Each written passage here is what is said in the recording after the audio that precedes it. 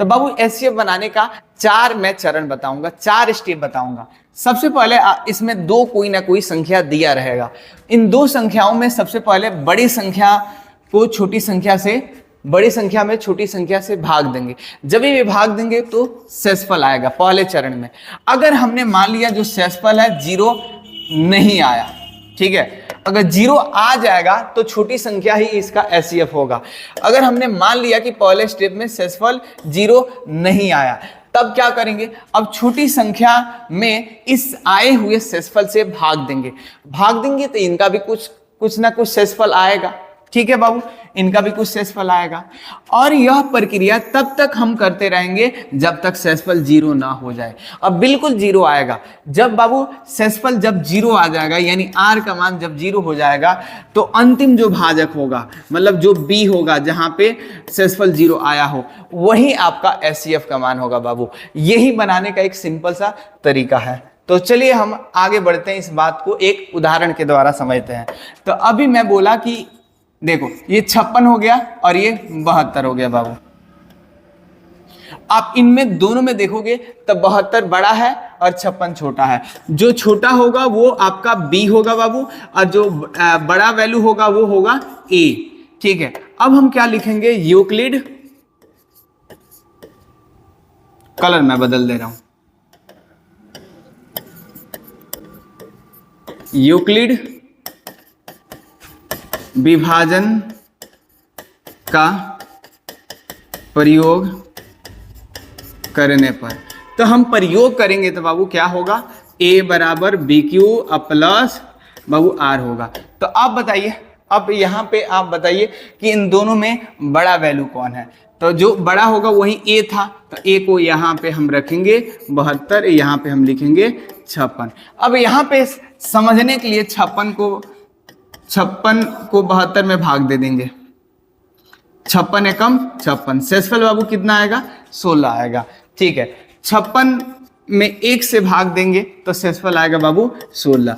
क्या यहाँ पे देखो शेषफल 0 आया, क्या नहीं आया। जब 0 नहीं आएगा तो हम क्या करेंगे, शेषफल, अब जो शेषफल को जो छोटी संख्या होगा उनमें भाग देंगे। तो 56 बाबू यहाँ आ जाएगा और 16 यहाँ आ जाएगा, और यहाँ पे या लगाना आप नहीं भूलोगे। ठीक है, अब बताओ ये कितने बार में भाग लगेगा। तो बाबू ये 3 बार में भाग लगे, 16 3 48, तो शेषफल कितना होगा बाबू, 8 आएगा। 16 3 48, 8 56 आ गया। अभी भी हमने देखा तो शेषफल 0 नहीं है।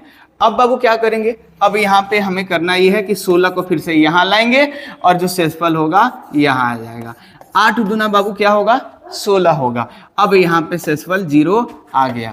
जब बाबू शेषफल 0 आ जाए तभी जो ये वाला वैल्यू होता है ना, यही एचसीएफ होता है। तो एचसीएफ बराबर हम 8 आंसर लिख देंगे। मुझे आशा है आपको बहुत अच्छे से ये टॉपिक समझ में आया होगा।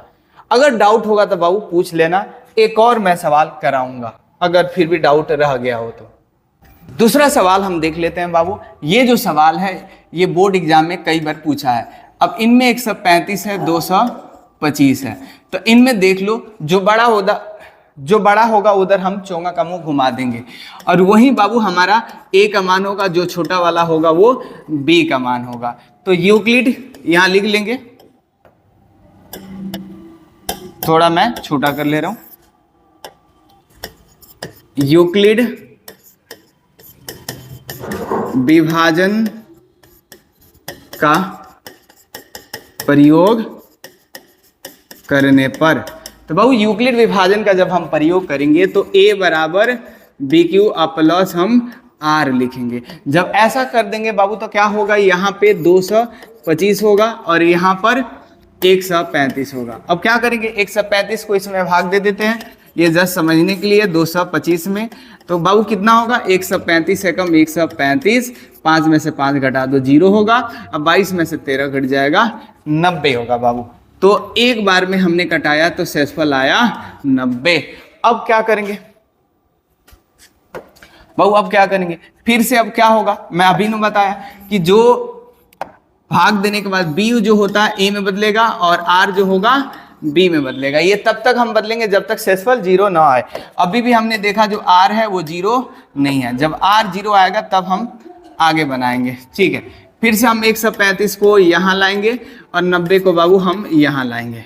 ठीक है, हम या का चिन्ह यहाँ लगा लेंगे बाबू। उसके बाद अब क्या होगा, 135 यहाँ आ गया, 90 एकम 90, शेषफल बाबू हुआ 45।